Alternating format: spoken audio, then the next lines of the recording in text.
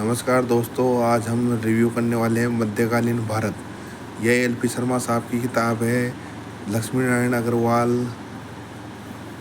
इसके पब्लिशर का हाउस का नाम है। यह किताब एक क्या मीडियम रिव्यू लेकर चलती है। जैसे कि इस किताब को अगर आप ज्ञानात्मक ढंग से चाहें तो ज्ञानात्मक ढंग से पढ़ सकते हैं, और परीक्षा तैयारी के लिए भी एक उम्दा किताब है। अब यहाँ पर इन्होंने दे रखा है कि सिविल सेवा, प्रांतीय सेवा, मुख्य नेट परीक्षा और विश्वविद्यालय को बी और एम ए की परीक्षा है। तो इस तरह से हम देख सकते हैं, यह किताब एक व्यापक व्यू लेकर चलती है, व्यापक दृष्टिकोण लेकर चलती है, और इस दृष्टिकोण का फ़ायदा आखिरकार विद्यार्थियों को ज़रूर मिलेगा। अब इसकी हम विशेष सूची देखते हैं।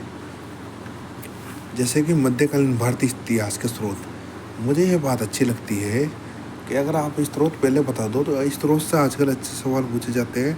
वो स्रोत से क्या हम यह समझने में आसानी रहती है कि क्योंकि बार बार क्या बीच बीच में नाम आते हैं। जैसे हम इतिहास की कोई बात कर रहे हैं, इतिहास की कोई घटना है, जैसे शेरशाह सूरी ने कहा था कि मैं एक मुट्ठी बाजरे के लिए पूरा हिंदुस्तान की सत्ता हारते बचा।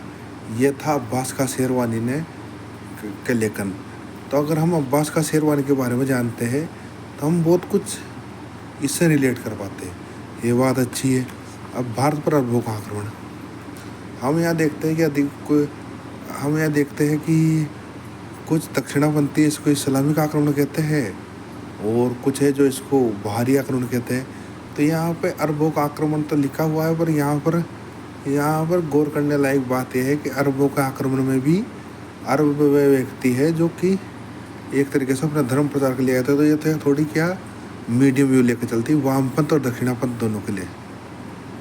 तुर्कों के आक्रमण, तुर्की राज्य की स्थापना, कुतुबुद्दीन ऐबक आराम शाह, इल्तुतमिश के उत्तराधिकारी गयासुद्दीन बलबन, जलालुद्दीन फिरोज शाह खिलजी, अलाउद्दीन खिलजी, कुतुबुद्दीन मुबारक खिलजी, गयासुद्दीन तुगलक, मोहम्मद बिन तुगलक, फिरोज शाह तुगलक और उनके तुगलक वंश का पतन, विभिन्न लोधी सुल्तान, इनमें व्यापक भी मिलेगा। मुगल काल का भी अच्छा दे रखा है इन्होंने। उसके अलावा आपको यहाँ मराठा शक्ति, विजयनगर साम्राज्य, शासन व्यवस्था, बहुत सारी चीज़ें आपको देखने को मिलेगी। यहाँ बहुत अच्छी किताब है। इसके आपको भी देख सकते हैं, जो काम की चीज़ें हैं उनको बड़े अक्षरों में बताया गया है, जो काम की नहीं है उसको छोटे अक्षरों में बताया गया है। इस तरह से आप देख सकते हैं किताब बहुत महत्वपूर्ण किताब है। और कुल मिला के मेरे हिसाब से अगर कोई राजस्थान में लेक्चर की तैयारी करना चाहता है उसके लिए बहुत बढ़िया किताब है।